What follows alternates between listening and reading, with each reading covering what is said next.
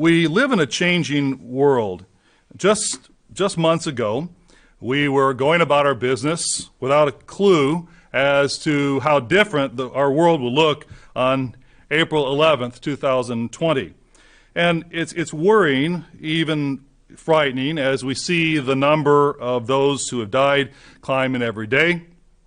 Change can happen very, very quickly, as even Mr. Weston emphasized a couple of days ago as we began the days of unleavened bread. But change can happen even more quickly, because as of Wednesday, 83,000 people around the world roughly have died from the COVID-19 virus, and that's a tremendous number of people. But 5.5 years ago, the power of 23,000 atomic bombs was unleashed in just 9 minutes as an earthquake in the Indian Ocean unleashed killer tsunami waves that killed over 230,000 people and destroyed communities along the coastlines of 14 countries. Waves 100 feet high, in some cases, destroyed countless homes. And the Boxing Day tsunami, and the entire planet vibrated the better part of 1 centimeter. For hundreds of thousands of people, dramatic, destructive change occurred very, very quickly. 9 minutes of an earthquake, and as I said, more than 230,000 people were killed. So change, and dramatic change, and dangerous change is part of our world. We're experiencing it today, but it's been a constant theme in the history of our world. Change is all around us, and change has always been part of the human experience. And change can happen very quickly. But change doesn't always happen quickly, does it? Because some change is fast, very, very fast. But other change is slow, very, very slow. In fact, so slow that it's imperceptible until many years have gone by. My wife and I just passed our 32nd wedding anniversary, and we were looking at some pictures from our wedding. We have one picture of the time that we were courting before we were married that's sitting on our piano, and I'm not proud to say that I'm twice the man that I was then. Change has happened over 32 years that I would like to see reversed in some ways. Very slowly, almost imperceptibly, until you look back at some of those pictures. And not all change is bad. Some change is bad, and some change is destructive, but other change is good and necessary, and in fact, critical. Let's go to 1 Corinthians chapter 5. 1 Corinthians chapter 5.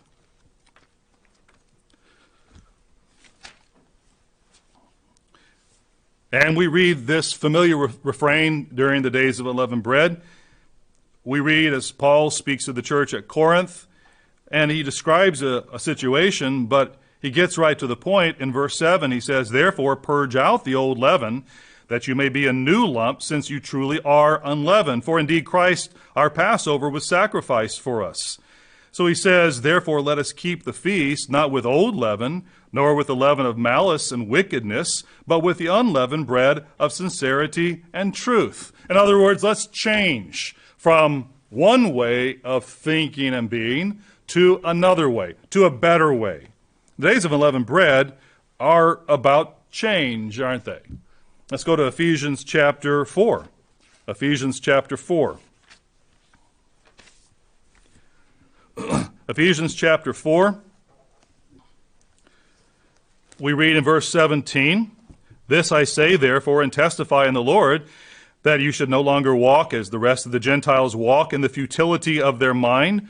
Not like that, having their understanding darkened, being alienated from the life of God because of the ignorance that is in them, because of the blindness of their heart, who being past feeling have given themselves over to lewdness, to work all uncleanness with greediness. But you have not so learned Christ, if indeed you have heard him and have been taught by him, as the truth is in Jesus. And then he says that you put off then, change. Put off concerning your former conduct the old man, which grows corrupt according to the deceitful lust, and be renewed in the spirit of your mind, and that you put on the new man, which was created according to God in true righteousness and holiness. So these days are, you might say, a flag, a symbol, a reminder of the change that is supposed to be happening in us every day for the good. But the reality is that we as humans don't necessarily handle change well. We're creatures of habit. We like familiarity, our friends, our favorite food, our opinions. We like familiarity, and we don't change easily. Exodus chapter 16, we read about the Israelites that really are a reflection of us.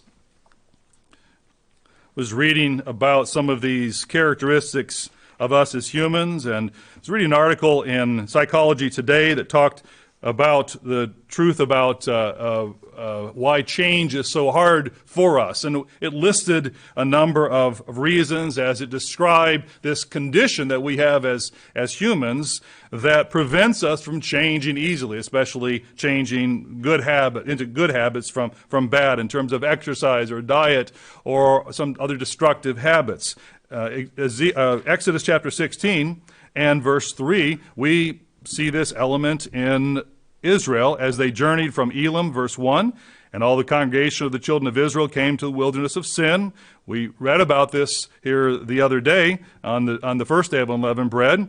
Just want to highlight the lesson here, which is between Elim and Sinai here, the wilderness of Sin, that is. On the 15th day of the second month after they departed from the land of Egypt, then the whole congregation of the children of Israel complained against Moses and Aaron in the wilderness. And verse 3 is where I want to focus. And the children of Israel said to them, "Oh, that we had died by the hand of the Lord in the land of Egypt, when we sat by the pots of meat, and when we ate bread to the full. For you have brought us out into this wilderness to kill this whole assembly with hunger." When you think about the Israelites here and you read about their behavior, what we recognize is that Egypt was tattooed on their minds so permanently that no miracle could change them in terms of the hardness of their hearts. Let us go back. Let us go back. It was better back there. It's not unique to the Israelites, though, because we flip to the other end of the Bible, and we read in John chapter 6 about those during the time of Christ who had the very same attitude towards change. John chapter 6, and let's see, we'll begin here in verse 30. Here, Christ was actually leveraging the lesson of the Israelites and the bread from heaven, the manna from heaven, as he spoke to the people here beginning in verse 22. But let's pick it up in verse 30. Therefore they said to him, "What sign will you perform then, that we may see it and believe you? What work will you do?" And so what they're doing is they're comparing, they're thinking back, and they're saying, what can you do compared to this miracle that we have as part of our heritage, that is, receiving manna from God above? What are you going to do to compare to that? And so, as they said, verse 31, "Our fathers ate the manna in the desert, as it is written, he gave them bread from heaven to eat." And Jesus said to them, "Most assuredly I say to you, Moses did not give you the bread from heaven, but my Father gives you the true bread from heaven. For the bread of God is he who comes down from heaven and gives life to the word." And then they said to him, "Lord, give us this bread always." And Jesus said to them, "I am the bread of life. He who comes to me shall never hunger, and he who believes in me shall never thirst. But I said to you that you've seen me, and yet you do not believe." As you read his explanation of the true bread that was actually symbolized by the bread that the Israelites received, what do we see? Beginning in verse 41, down through the bottom of the page, the way it's laid out in my Bible, you see the heading is that he was rejected. Rejected by the Pharisees, even rejected by some of those who followed him at that time. Some of his disciples who followed him at that time, they were not willing to change their worldview. They were content in the status of the sons of Abraham and the people of Moses. And when he began to explain the real meaning that was symbolized by the manna, by the promises to Abraham, they wanted no part of it. Change happens fast. And change happens slowly. We resist change, and yet we're commanded to change. We're even given a 7-day holy day season to focus on change, as we're doing now. So this presents a conundrum. As I've described here, the challenge. We're commanded to change, and yet it's not so easy, even for us, with God's Spirit, but it is our task. And the conundrum then presents us a challenge and also a title for the sermon today, which is Change, Fast, and Slow. Change, fast, and slow. And so here's our roadmap for today. We're going to look more carefully at change in the Bible with an eye to what we can learn from the examples that are preserved for us. What can we glean from these examples? What's God trying to tell us? So let's begin. Let's go to Matthew chapter 4. Matthew chapter 4.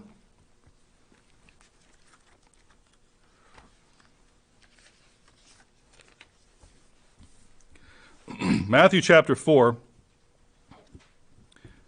And we'll begin here in verse 18. Jesus, walking by the Sea of Galilee, saw two brothers, Simon called Peter, and Andrew his brother, casting a net into the sea, for they were fishermen. And so we find here that these were the first two individuals who were involved in IT-type activities because they were networking. That's a joke, by the way. So we'll continue. So they were casting a net into the sea, networking, for they were fishermen. And verse 19, then he said to them, "Follow me, and I will make you fishers of men." They immediately left their nets, and they followed him.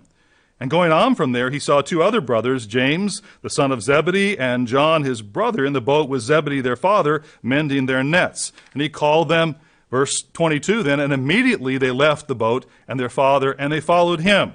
So we see they had to act decisively in a really short window of time. Change happened very fast for them. Change, dramatic change, was put right in front of their eyes, was given right to their face, a challenge to change, to do something different, dramatically different from what they had been doing, and they had to decide what to do very quickly. Let's go to Mark chapter 2. Mark chapter 2, this was a pattern that was continued because Mark chapter 2, we read about another disciple, Mark 2, and we'll begin in verse 13. Then he went out again by the sea, and all the multitude came to him, and he taught them. As he passed by, verse 14, he saw Levi, the son of Alphaeus, sitting at the tax office. And he said to him, "Follow me." Change what you're doing, drop everything, and follow me. And we see verse 14. So he arose, and he followed him. So we see an example here. As he began to call his disciples, they were faced with change. Abrupt change, fast change. And we see they followed. They accepted his challenge, and they followed him. Let's look at another example of fast change. So we'll look at fast change first, and then we'll look at slow change, change that happens slowly. Let's go to Matthew chapter 26. The first challenge that we saw of fast change in the Bible here was Christ's challenge to his disciples as he called them. Here's another challenge that involved his disciples.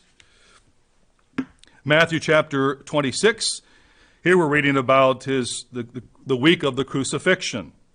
Matthew chapter 26, and let's begin reading here in verse 47.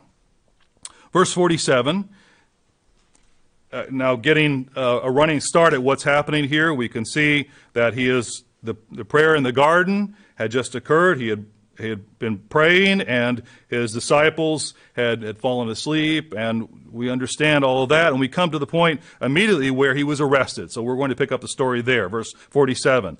And while he was still speaking, behold, Judas, one of the 12, verse 47, with a great multitude with swords and clubs, came from the chief priests and elders of the people. Now his betrayer had given them a sign, saying, "Whomever I kiss, he is the one, seize him." And immediately he went up to Jesus and said, "Greetings, Rabbi," and he kissed him.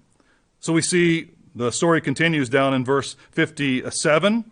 Verse 57, and those who had laid hold of Jesus led him away to Caiaphas, the high priest, where the scribes and the elders were assembled. So we see within just moments, they went from walking the dusty roads of Galilee and Judea and being taught by their master into this maelstrom of drama. It was a drama that involved ultimately thousands of people in the city of Jerusalem. It involved political intrigue, and ultimately even there was a certain tension between the most powerful leaders of the land there in Jerusalem and Judea and the Roman Empire.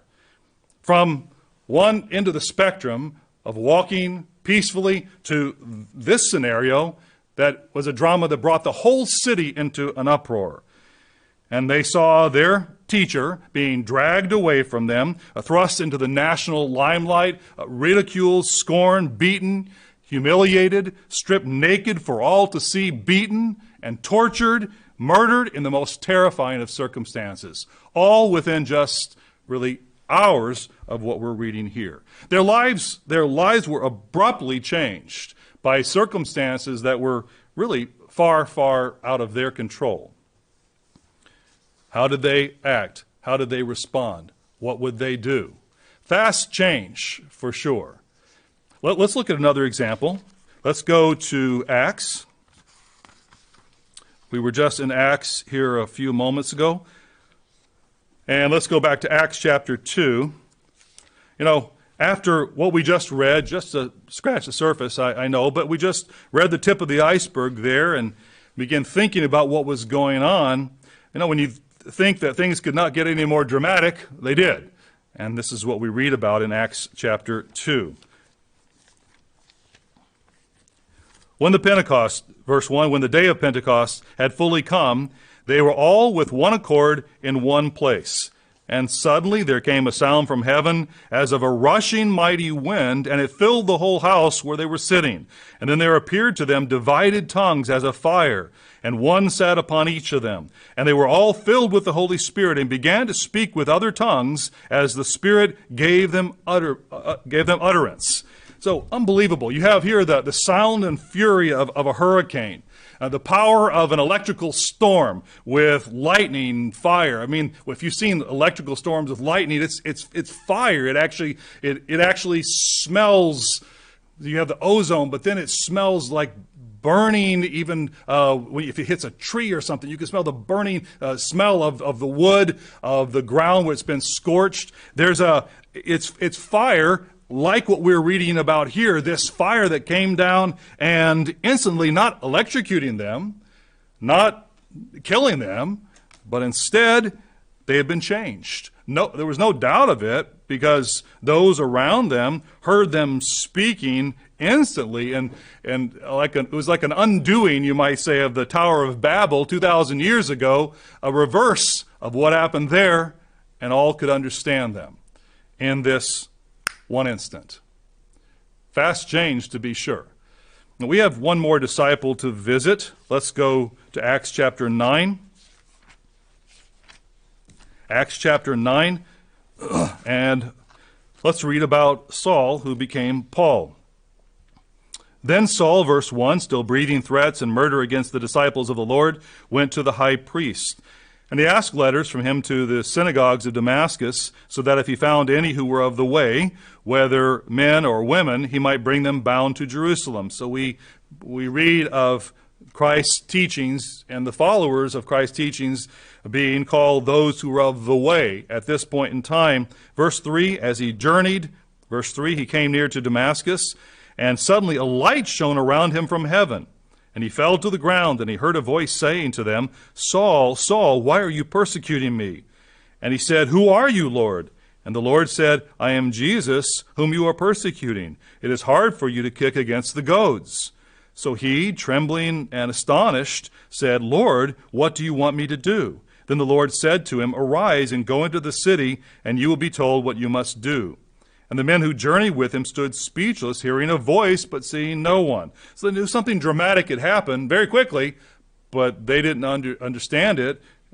Saul here, he was actually quite astonished and had a very specific experience that was very meaningful to him. And we see verse 8, Saul arose from the ground, and when his eyes were opened, he saw no one. But they led him by the hand and brought him into Damascus. And he was 3 days without sight, and neither ate nor drank. So with a blinding light, so immediately God changed Saul's whole life. The one who became Paul, his life changed fast, very, very fast. So our lives are punctuated by moments of fast change. Now, one moment, Abraham was minding his own business. The next moment, God said to him, "Get out of your country, from your family, and from your father's house to a land that I will show you." We read about that in Genesis 12, don't we? Think of Noah. Life was tough for Noah as he lived proclaiming godly righteousness. We read he was a preacher of righteousness. And never did he expect that God would speak to him and say, "The end of all flesh has come before me. Make yourself an ark of gopher wood." What was Noah to say to that? How do you answer a statement like that? I know what I would have said. I would have said, what's an ark? And my next question would have been, what's gopher wood anyway? I know what a gopher is, but gopher wood? So just imagine for Noah the dramatic change that happened very abruptly. And we read about that in Genesis chapter 6. And Moses was walking along, happily tending his sheep. The biggest thing on his mind, perhaps, was keeping on good terms with Jethro, his father-in-law. And when out of the blue, the angel of the Lord appeared to him in a flame of fire from the midst of a bush. And Moses said to himself, Moses? Well, if he said to himself, I'm thinking he would have said Moses, but we read that he said, I will now turn aside and see this great sight, why the bush does not burn. Little did he know that his life would veer dramatically away from the path on which he was walking, both literally and figuratively. And we read about that in Exodus chapter 3. But change isn't only fast, is it? And life isn't only about fast change, is it? Let's go to Genesis chapter 3. Genesis chapter 3.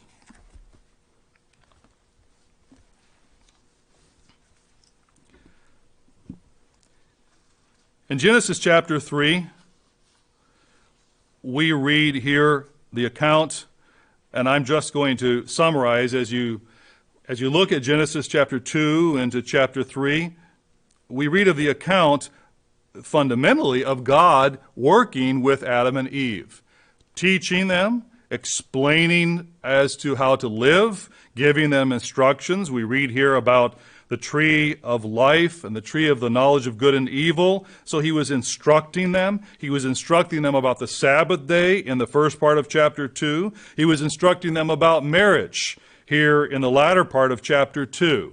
Very clearly, God was working with them, instructing them, teaching them. In chapter 3, we read how they made a poor decision, a bad decision, and they chose to follow the deceiver, Satan, as he tempted them into rebelling against God. But yet we still see God working with them, right? We can read how he's the one who then he chastised them, and we read of the consequences of their decision. But we're reading of a time where God was interacting with mankind. In fact, in chapter 4, when we read about Cain murdering Abel, who was dealing with them here? It was God, right? So we read here early in the account of God working with mankind. The God who created us, the God of the universe, the God who knows us inside out, explaining his laws and his ways to mankind.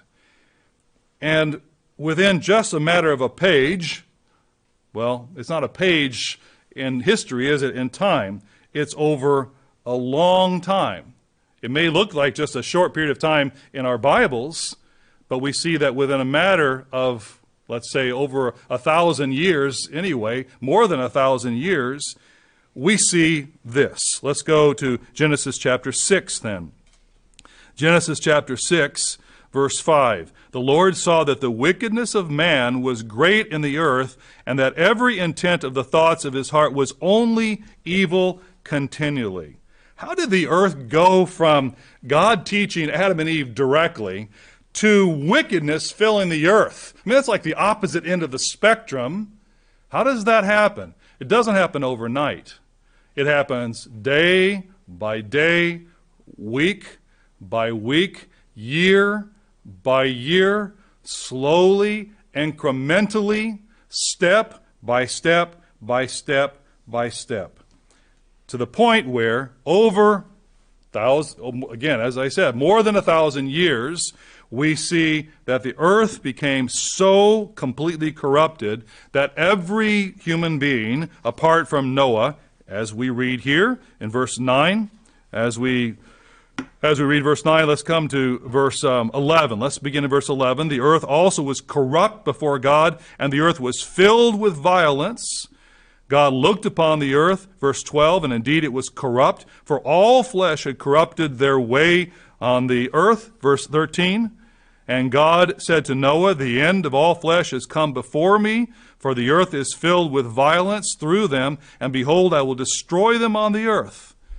So we see it had come to that point, and only Noah was not evil before God. It happened like grass growing. It happened like the weathering of a rock, like the growing of a tree, slowly, barely perceptibly, yet changing, and changing. Look at society's deterioration today. And look how we've come from that point when God gave mankind a fresh start to where we are today. Did it happen overnight? No. It happened slowly through one kingdom, one nation state, one civilization to another, but ever so slowly, ever so imperceptibly. If you think of each day, there was no major change by and large of humanity as a whole where there was instant evil. Day by day, imperceptibly, change happens. Change is slow, just like change is fast. Revelation chapter 2, we read here in just verses, we read about hundreds and hundreds of years of history. We read here in verse 2, to the angel of the church of Ephesus, write these things, says he who holds the 7 stars in his right hand, who walks in the midst of the 7 golden lampstands. And we read about the Ephesian era of the church. That went up till, John, after John's death. We're talking about up to 135, 150, however you count it. We're talking about generations. We come to the era of Smyrna. And again, we begin roughly after Polycarp, Polycrates, and we're talking about 250 years. And as we go to the time of the Paulicians in the verse 12, the Pergamus era, we're talking about, again, a period of 300 to 500 years, depending how you count it here. But when we look at it as 6 or 7 verses. But if you lived in that time, change would likely have been virtually imperceptible from decade to decade, much less year to year or day to day. But yet it did happen. Change did happen to the point where these different eras rose and fell. They were brought into the truth by God, and then over a period of time, they lost that truth, fell away from the truth in one cycle after another, until here we are at the last era of the Church of God. So, church history, again, is a story of long, gradual, incremental change. Change, then, is an integral part of physical life. I've talked about fast change, and I've talked about slow change. But it's always happening. Either the grass is growing or it's dying. Either we're moving forward, or as we've seen here in the pages of the Bible, either we're moving forward for good or we're deteriorating. And going in a direction of ill or wrong. And in fact, if you think about it, the 4 basic laws of physics describe change. The law of classical mechanics, the laws of motion. What is it talking about? It's talking about change in position. Electromagnetism. We're talking about light. What is light and how does light work? Relativity, thermodynamics. It's talking about change in energy. So if you look at the earth, you look at the world, you look at everything physical, it's all about change. Fast change, slow change, but it's all about change. We are about change, and the physical world is about change. And the days of unleavened bread are about change, or translated into biblical terminology, repentance. See, at this point, what we've basically done in the story today is what we do as we begin the days of unleavened bread, where we identify the reality. As we go into the days of unleavened bread, we identify unleavened bread. As we are looking at change, we're identifying what it is. And we focused on change being fast or slow, but you may be thinking about another characteristic of change, and that is change for the better and change for the worse. And I've touched on it as I've gone through. But in terms of understanding application of what I've just talked about, what do? Because we face fast change, we face slow change. Many times we have no part in it, we're actually subject to it. Sometimes we create it, but we face it. How then do we apply ourselves? How do we navigate and even create change, both fast and slow? So let's focus on that, on the application of change as part of the picture at this point then. And what I want to do is I want to go back to the same examples that we visited earlier. And as we do, first we learn something about navigating fast change successfully. I focused on fast change first when I was describing Christ's challenge to his disciples as he called them. And he said, "Follow me." Let's go back to Matthew chapter 4 then. And I did not read the whole story here. Matthew chapter 4, but let's refresh the account. We see in verse 18, Jesus walking by the Sea of Galilee saw 2 brothers, Simon called Peter and Andrew, his brother, casting a net into the sea. And he said to them, verse 19, he said, "Follow me." We read that very quickly, abruptly. They immediately left their nets and followed him. And then we read about James, the son of Zebedee, and John, his brother, in the boat with Zebedee, their father, mending their nets. He called them, and they followed.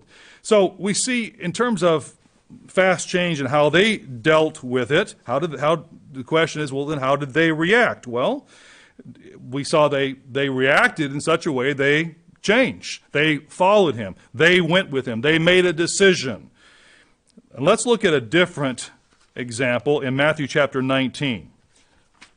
Matthew chapter 19, because we have a contrasting example of the same type of scenario in Matthew chapter 19. Matthew chapter 19. In this case, we see a different response.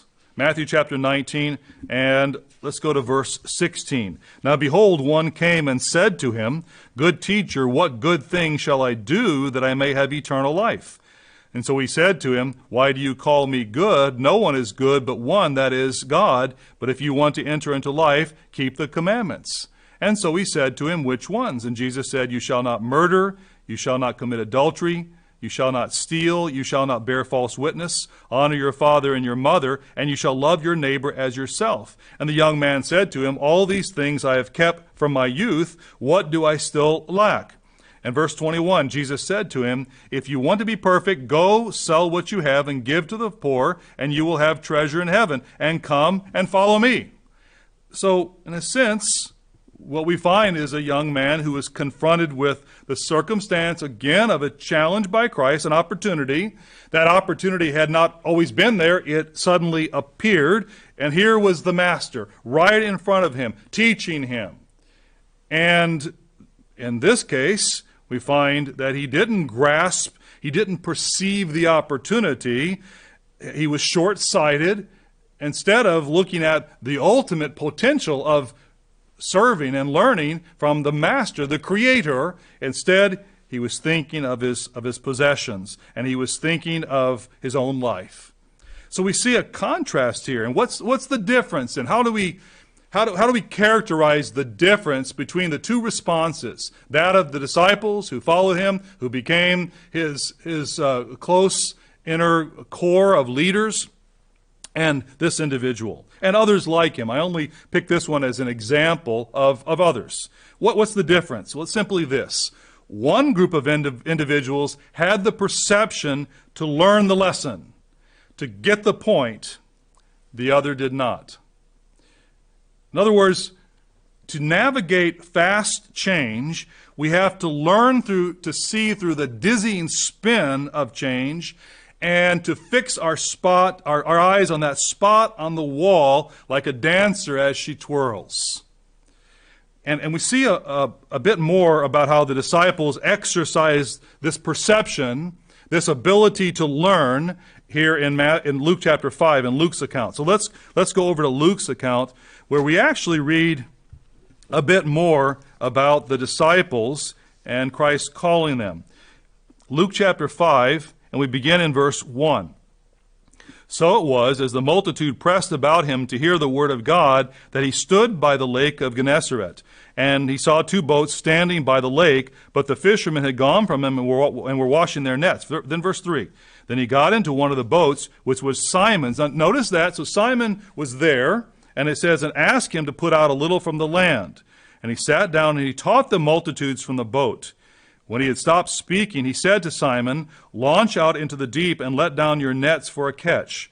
But Simon answered and said to him, Master, we have toiled all night and caught nothing. Nevertheless, at your word, I will let down this net. Now, notice the attitude here in terms of Simon and what's happening here. Verse 6, and when they had done this, they caught a great number of fish, and their net was breaking.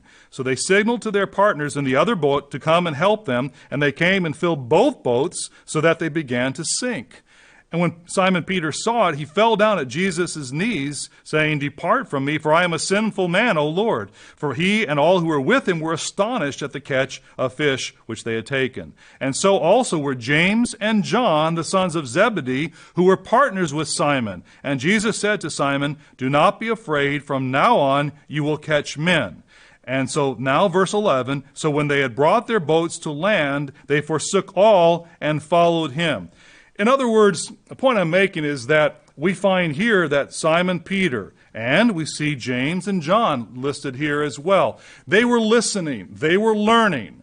They were perceiving what was happening here. It wasn't just that they were catching a lot of fish. There was something in what was happening here. This was someone special.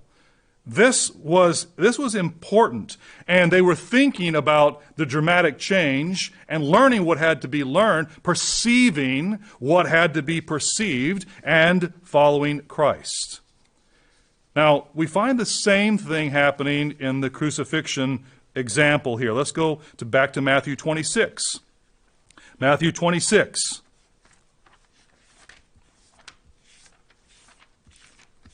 Matthew 26. We see the example here of how Christ was teaching them a lesson, even establishing different symbols to help their perception. Matthew chapter 26 and verse 26. We're reading scriptures that we've read over the past few days, and let's look at them again. Verse 26. And as they were eating, Jesus took bread, he blessed and broke it, and gave it to the disciples, and said, Take, eat, this is my body.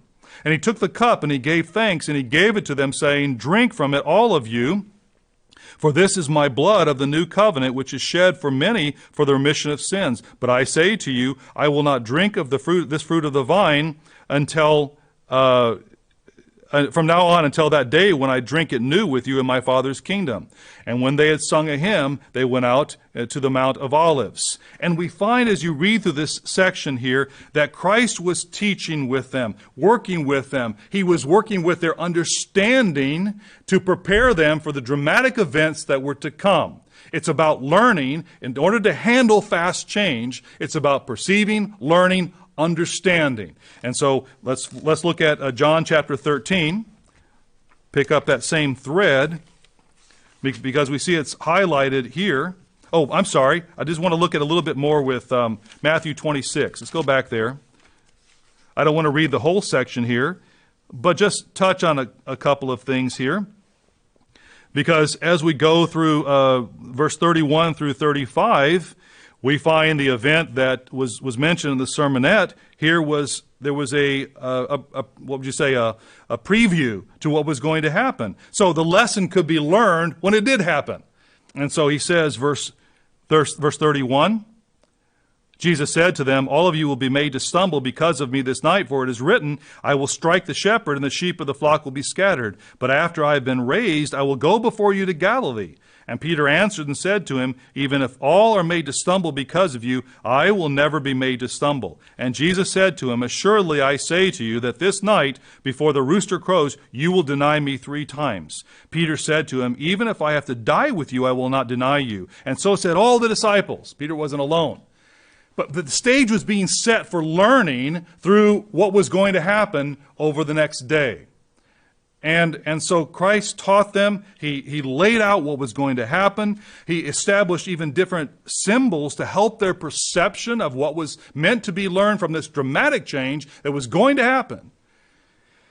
And as a result, they were able ultimately to gain and to benefit from fast change. John chapter 13, a couple of verses in John 13 I wanted to highlight. Verse 7, we read John chapter 13 and verse 7, where we're reading here about the washing of the feet, and verse 7 highlights that. And then later in verse 33, I want to come down to verse 33 because I want to specifically point out this. Verse 33. Here Christ began to say, listen, children, I shall be with you a little while longer. You will seek me, and as I said to the Jews, where I am going, you cannot come. And so now I say to you. So he was saying something as dramatic is going to happen so that they could perceive the reality when it did happen. Now, not to say that they perceived it instantly, but rather quickly, they figured out what was going on with Christ helping and explaining after his resurrection. But it's about being able to navigate through fast change is about learning. It's about perceiving through God's help and understanding. Recognize that, but that's the important point here. So Christ helped them to navigate this dramatic change by teaching them the lesson, by helping their perception. There's a lesson for us in that, isn't there? If I take an aside here for a moment, how do we navigate dramatic change? Is the solution to complain? Is the solution to focus on the problem so much that we can't see the forest for the trees? Is that the solution when we face fast change? Or is it to step back and say, God, help me to understand the lesson? What am I missing? What should I perceive through what's happening around me? And we don't have to guess. We don't have to look for a skywriter writing in the clouds above us. We can look to the Word of God to provide that meaning with His inspiration. That's why He prepared it for us. That's why He preserved it for us. We don't have to guess, and we don't have to wonder. And that's why all the effort is made through the work to print and to publish and to distribute booklets and articles and telecasts about prophecy. These provide perception. They provide understanding. Just think of all the titles that actually provide perception and understanding of what the future holds for us within the years to come.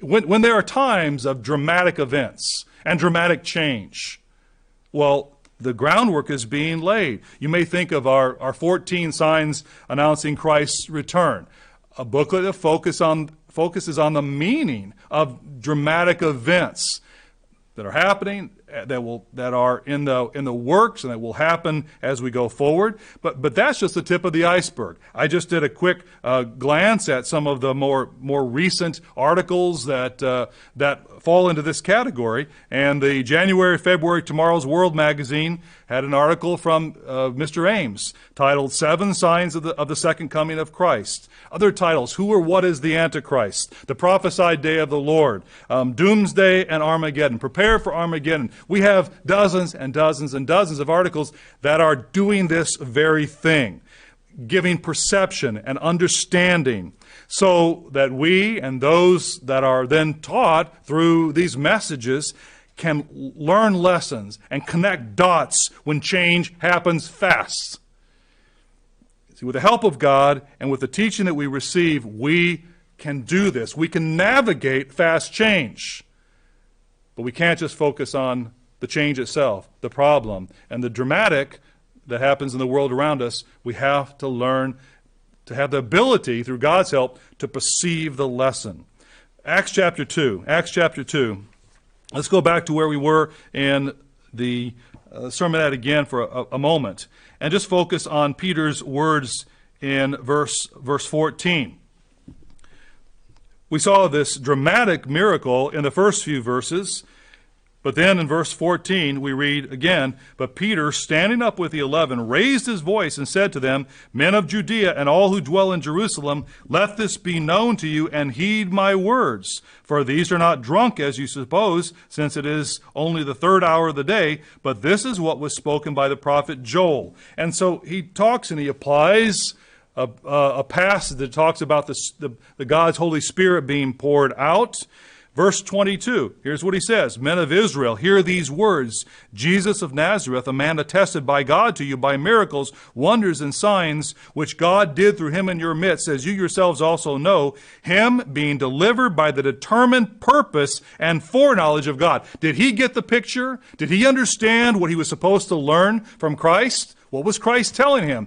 This is what's going to happen. This is what's going to happen to me just in the next day, or even previously, as he began to give hints as to what was coming. Did Peter understand it? Yes, he did.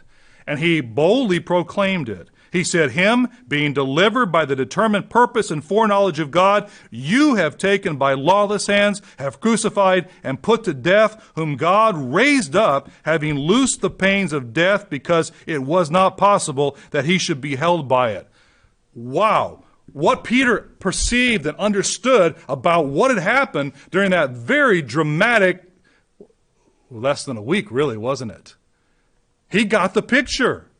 That's how we navigate change, by learning, perceiving, and understanding what is happening around us.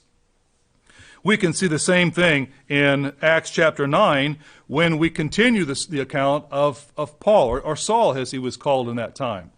We'll just turn there very briefly to keep moving. But Acts chapter 9, in Acts chapter 9, as you read the last half of the story, you read how Saul was confronted with what was going on. He says, let's go to verse 15. Here the Lord said to him, as we break into the story, but the Lord said to him through Ananias, who had taken care of him and baptized him. He said, verse 15, "But the Lord said to him, Go, for he is a chosen vessel of mine to bear my name before the Gentiles, kings, and the children of Israel, for I will show him how many things he must suffer for my name's sake." Get to verse 20, and it says, "Immediately he preached the Christ in the synagogues, that he is the Son of God." He got the picture. He understood what was going on. He perceived what he was supposed to perceive, and he was able to navigate that dramatic change in his life because of it.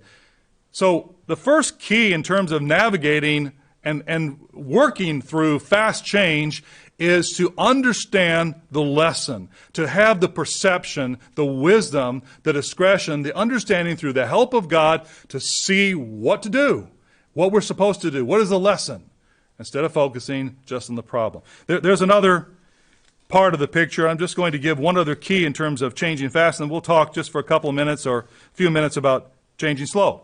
And that is this. The first lesson I've been talking about, first part of it you might call perception. If you just want to use one word, perception in terms of fast change. If you want to pick out a word for the second part of navigating fast change, it would be anticipation. Anticipation. Or otherwise termed, get out of God's way. Get out of God's way. So Exodus chapter 12. Again, I'm not going to read the whole chapter by any means, but Exodus chapter 12, if you'll turn there and take a glance at the topic here, we're reading about the Passover instituted, which certainly we've read thoroughly up to this point. But we read here in verse 29 about the death angel passing over the land. Verse 29, it came to pass at midnight that the Lord struck all the firstborn in the land of Egypt, from the firstborn of Pharaoh, who sat on his throne, to the firstborn of the captive, who was in the dungeon, and all the firstborn of livestock. Well, what we find is that God gave them, there was a dramatic event that was going to happen. But God gave them a warning, didn't he? He explained to them what was going to happen. And he explained how they were to take the blood of the lamb and put it on the doorposts and on the lintel. So he gave them the ability to anticipate the change. And God does that, doesn't he? He gives us warning. And if we'll just get out of his way, instead of trying to say, hold on, God, maybe some of the Egyptians shouldn't be touched by the death angel. Can I share my blood with my Egyptian neighbor? I've got 100 questions about it. No. God said, do what I command you to do, or your firstborn will die as well. Get out of God's way, because God has a plan. And don't think that you can do better, or you have a better plan. Instead, let God carry out his plan, because if you do, then God will see you through the results. And this was a challenge with Israel again and again, wasn't it? They weren't willing to allow God to work the miracle that he wanted to work for them. Instead, they had to argue with him. So again and again and again. Let's go to Matthew chapter 26. Let's go back to the disciples, where we see a similar bent that we have as humans. Matthew 26. In this case, it's the disciples. Matthew 26.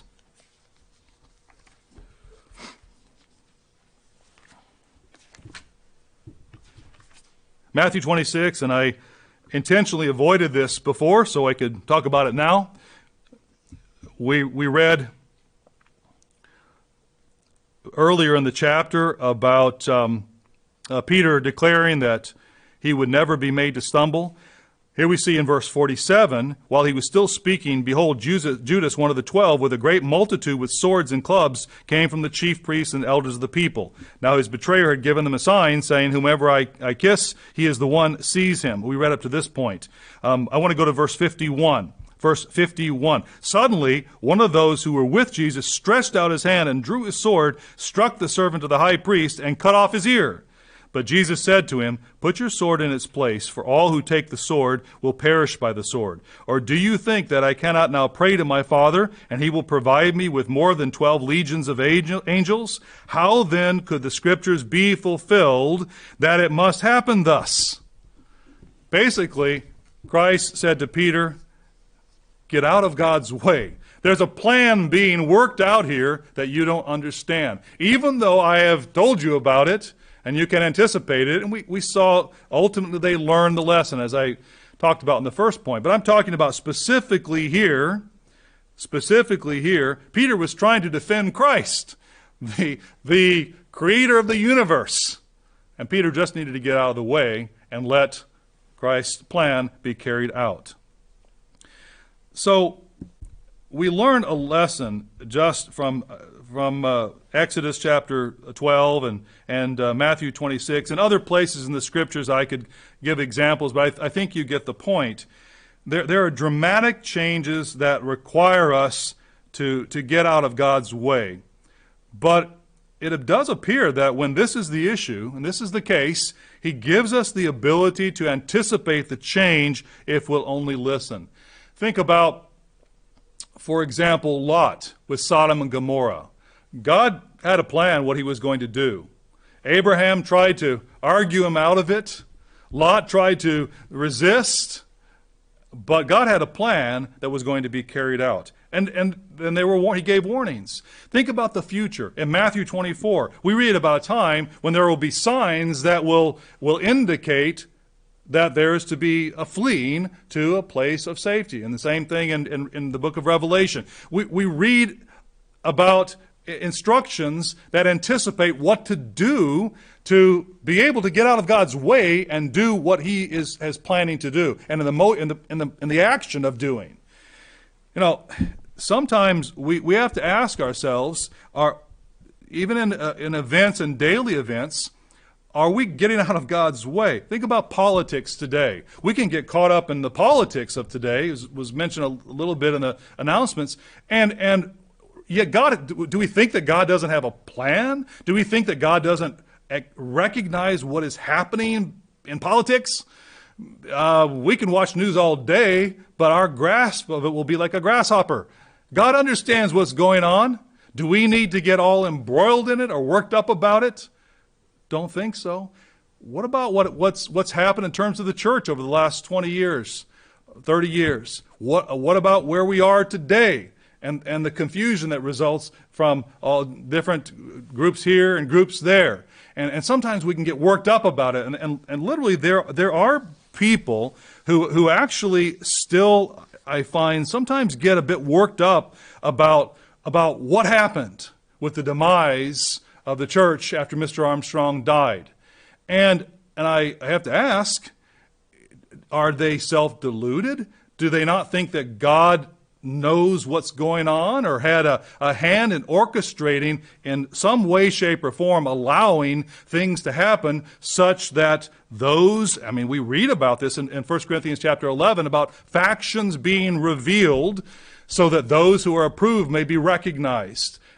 So can we not allow God to be in charge and instead focus ourselves on God and His ways and what we should be doing and the warnings for us in terms of our attitude and all of those things? We need to get out of God's way, let Him do His job, and do what He requires of us. And that's what Paul really was inspired to write the church in 2 Thessalonians chapter 2 when he talked to them about being confronted by apostasy. And I'll leave that for you to look up. 2 Thessalonians chapter 2, verses 13, 14, 15, 16, 17. What does he say? He says, look, stand fast and hold the traditions which you were taught, whether by our word or our epistle. Establish yourselves in every good work. And so on. That's what he said to them when confronted with apostasy, which was the topic of the chapter. There are instructions. There's a reminder. Okay, I guess I better go quickly and talk about slow change, which does seem like a bit of a controversy, doesn't it, or a conundrum. But be that as it may, we'll talk about slow change quickly. Let's go to 2 Timothy chapter 2. We know that we're prone to deterioration. I talked a bit about deterioration of nations and peoples. We know that it happens to us physically, don't we? We know that our body deteriorates. It doesn't hold up as well. It doesn't reproduce itself, replicate itself on a cellular level as we go through the years. We recognize that happens slowly. But there can also be positive change, positive slow change. And let's just focus on that. Positive slow change. 2 Timothy chapter 2. 2 Timothy chapter 2. A familiar challenge. He says, verse 15, be diligent. Just going to read the specific challenge here. Be diligent to present yourself approved to God, a worker who does not need to be ashamed, rightly dividing the word of truth. Be diligent.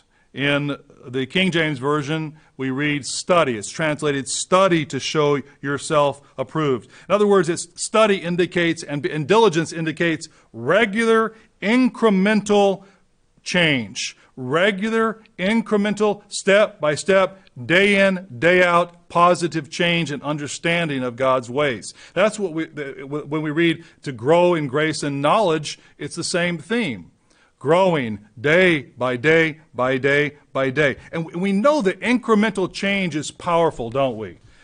Incremental change is the way that we really grow when we want to learn an instrument. It's the way that we really improve when we want to develop a friendship, when we want to learn carpentry or teaching or speaking or cooking or baking or training a dog or child rearing or building a marriage. In all kinds of different ways across every possible walk of life and activity of life, incremental change is powerful, building habits and building lives. There's a book, I'll just recommend the book to you because don't know that I'll have time to read much of it, maybe just a little. It's called Atomic Habits by James Clear. Atomic Habits. And it's subtitled Tiny Changes, Remarkable Results. And what he talks about here is the power of small changes on a regular, consistent basis. And the beginning of the book, actually, the first chapter specifically talks about the British cycling team beginning in 2003. They'd gone through literally decades of poor performance until they got a new coach whose name was David Brailsford as its director, I should say, of its program. And as the story goes, the professional cyclists in Great Britain had endured nearly 100 years of mediocrity. Since 1908, he writes, British riders had won just a single gold medal at the Olympic Games, and they fared even worse in cycling's biggest race, the Tour de France. In 110 years, no British cyclist had ever won the event. As he goes through and he describes the changes that Dave Brailsford made over the course of the next years, he describes tiny, minute changes. Changes in, for example, in the trailers in which they hauled their bicycles as they were going to from one place to the other. They painted the sides white on the inside so any speck of dirt could be seen so it wouldn't interfere with their finely tuned bicycles. Their gear, their helmets, the suits that they wore. Their outdoor riders began to wear indoor suits so they would be more aerodynamic. And what he talks about is the coaches or the directors' concept was every possible area of the program make small changes. Because if there's a change of 1% here, and 1% here, and 1% here, and 1% here, and 1% here, those changes add up to wins. Now, we have this, I think we should recognize the same principle in our lives. Because if we can make a change today, if we can make a small change today, and then do that tomorrow, and then do that tomorrow, the day after tomorrow, and then the next day, and the next day, what we're doing is we're actually creating a system, not just a goal. You know, what God does in order to establish change for us slowly and incrementally is not just establish goals, but establish systems for reaching those goals. In other words, if he were to just simply say to us, love your neighbor, do it. That's our goal. We're going to want to love our neighbor. In 1 year, we're going to love our neighbor better, and we're going to love God better. Now, go out and conquer. What's a goal? A goal without a system is just an idea. It's a hope. It's a dream. It's an objective. It's a want. It's a desire, but there's no path to get there. And so what the gentleman in this book talks about is systems, and guess what God talks about? Systems. So he gives us the 10 Commandments. And he says in Deuteronomy chapter 6 and verse 7, teach them diligently to your children, and talk of them when you sit in your house, when you walk by the way, when you lie down, and when you rise up. Day by day, in incremental amounts, teach your children and teach them, and teach all of us, in small ways about how to love God and love our neighbor. And that's what the 10 Commandments give us. They give us a system. And as we function with that system, then we do learn to love our neighbor. But it takes time. It takes a period of really days, weeks, months, years, decades, where we become then one who truly, as God, loves our neighbors. Here's an important thought, and that is this. When we actually put into motion the power of incremental change, we build the ability to respond to fast change, don't we? Because if you're playing baseball, if you are a good hitter and you've built the good fundamentals in hitting, what's going to happen is when you're thrown a curveball, you can adjust because you learned all the right fundamentals. So you don't just have to learn to hit a curveball. If you learn the fundamentals day in, day out, you can hit a curveball and a slider and a changeup because you've developed the skills to manage what life throws at you.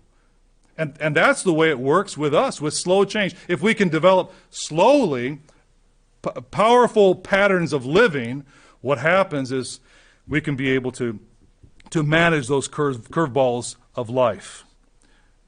I want to go back as we wind up here to the account of Peter. Let's go back to Luke 22. I appreciate Mr. Dawson actually laying the groundwork for some of my concluding remarks here, because I want to go to Luke 22. I want to read about Peter as well. And you think about Peter and the changes that Peter went through, and as actually Mr. Dawson was highlighting, and specifically about Peter. And I just want to focus on just a small part of it here as I wind up. Luke chapter 22. Luke 22, and we're going to go to verse 54. Having arrested him, then, we read, they led him and brought him into the high priest's house, but Peter followed at a distance. Now, he had gone through some dramatic, just nerve-rattling, unexpected, discouraging events already. And we see verse 55. Now when they had kindled a fire in the midst of the courtyard and sat down together, Peter sat among them, and a certain servant girl, seeing him as he sat by the fire, looked intently at him and said, this man was also with him. But he denied him, saying, woman, I did not know him. And verse 58, after a little while, another saw him and said, you also are of them. But Peter said, man, I am not. And after about an hour had passed, another confidently affirmed, saying, surely this fellow also was with him, for he is a Galilean. Verse 60, Peter said, man, I do not know what you are saying. And immediately, while he was speaking, the rooster crowed. And verse 61, and Mr. Dawson referred to it, I want to focus on it just a bit more. Verse 61, and the Lord turned and looked at Peter. There was a seminal moment where we find that Christ, he looked at him. And for many years, I guess, when I would read this, I would subconsciously, I suppose, I guess I didn't think about it that much, but I always had the idea that he sort of glared at him. Oh, et tu, Brute. It was in other words, you've stabbed me in the back. You've turned against me, and you denied me these 3 times. Boy, I'm going to get you. Now, I'm exaggerating just a little bit here, but in other words, I think it can almost be as if Christ was hurt by Peter's denial. But is that the case? In other words, was Christ surprised that he denied him? He told him he was going to deny him. He knew ahead of time he was going to deny him. Was Christ shocked? I can't believe that you denied me. No, he wasn't. If everything that we see about Jesus Christ holds true, when he looked at him, and his eyes were not piercing and angry, but they were forgiving, and they were with a recognition and an understanding of our weakness, because all of us have denied Christ.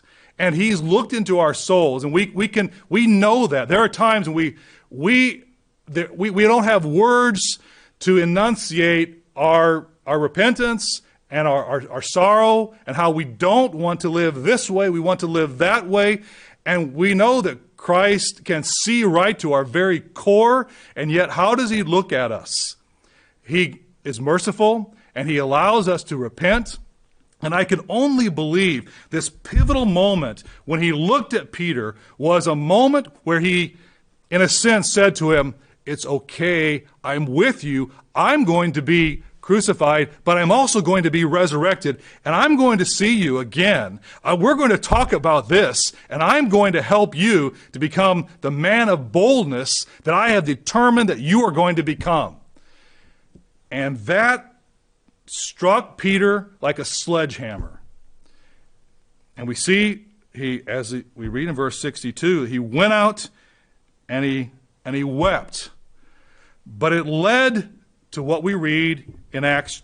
Again, we could read Acts chapter 2. Let's go back there, but let's just go a little bit farther, because we see not only were we seeing this change in Peter in Acts 2 as he, through this dramatic change that happened very quickly, built upon the slow change of 3.5 years of teaching and walking with Christ and learning, and it all crystallized now where we see in Acts chapter 3 and verse 1, now Peter and John, now this is after chapter 2, where we read of the boldness with which he spoke in Acts chapter 2, and we go forward. Peter and John went up together to the temple at the hour of prayer, the 9th hour, and a certain man, lame from his mother's womb, was carried, whom they laid daily at the gate of the temple, which is called Beautiful, to ask alms from those who entered the temple, who, seeing Peter and John about to go into the temple, asked for alms. And fixing his eyes on him with John, Peter said, "Look at us." This is a man who knew what he was about, and he had no doubt in his mind about what was about to happen. And verse 4, verse 5, he says, so he gave them his attention, expecting to receive something from them. And then Peter said, silver and gold I do not have, but what I do have I give you. In the name of Jesus Christ of Nazareth, rise up and walk. Whoa, what a difference here. What happened to Peter? The man who denied Christ has learned, and his character has been galvanized, and Christ began to use him in a way that was intended from the beginning as he began to work with Peter. And he took him, verse 7, verse 7, by the right hand and lifted him up, and immediately his feet and ankle bones received strength. So he, leaping up, stood and walked and entered the temple with them, walking, leaping, and praising God. And the story doesn't stop, because we find in verse 11 down through verse 26 how Peter preaches boldly here in verse 11, so boldly that people were running together to hear him in Solomon's porch. Ultimately, so boldly that he was arrested in chapter 4 as we read that. So we see here change in a really exciting way, that for Peter, he actually began, through what he learned, he began to be the instrument that Christ had trained him to be. What an honor. What a wonderful thing to be able to fulfill what God has in store for us and mind for us. But we have to be able to navigate through change effectively, because what we're going through today is only the beginning of a life of changes that's going to continue for us. We understand it. No matter what this next year or the year after brings, we know prophetically that a lot of dramatic changes are in the offing.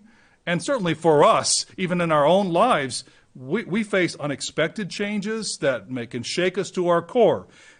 But yet, whether it's a sickness, whether it's an accident, whether it's a job loss or job crisis, whether it's a change in the congregation, a close friend moves away, a new pastor moves in perhaps, or someone's given a job that we've formerly had and we've filled and we're disappointed and we have to change in that way. Change is going to be part of the unexpected, and it's also going to be part of the expected. Our baptism, our marriage, the birth of a child, taking on a new job or responsibility. Sometimes we have the ability to create change in our own lives by our own efforts and with God's help in a positive way. 1 Corinthians chapter 15. We need to prepare for those flywheel moments, those pivotal moments of fast change, by being grounded in the stabilizing truth of God's Word, and also growing through the days and weeks and months and years of slow change. And you know what? There will come a time when there will be a change that will be much faster than any atomic bomb. When you read about what happened with the Boxing Day tsunami at the start of the sermon I read, it was as if 23,000 atomic bombs went off. That was the power of that Boxing Day tsunami. Yet, we have, humanly speaking, now there are thermonuclear bombs that are each unit equals 1 million tons of TNT. So bombs that are multiples, many, many times bigger than atomic bombs, are in the possession of mankind right now. But 1 Corinthians chapter 15 and verse 50, we read of a change that will be more quick, that will happen quicker, it will be faster, it will be more dramatic than any hydrogen bomb or atomic bomb. Verse 50 of 1 Corinthians chapter 15. Now this I say, brethren, that flesh and blood cannot inherit the kingdom of God, nor does corruption inherit incorruption. Behold, I tell you a mystery. We shall not all sleep, but we shall all be changed. And can you imagine the power that's required to go from flesh to spirit? What is that? I don't even know. How do you measure that? What is that? But we'll be changed so where we'll be spirit, we'll be eternal with the power of the family of God instantly in the twinkling of an eye at the last trumpet. For the trumpet will sound and the dead will be raised incorruptible, and we shall be changed. Times are changing, and we are too. We are too. If we can exercise the power of change, fast and slow.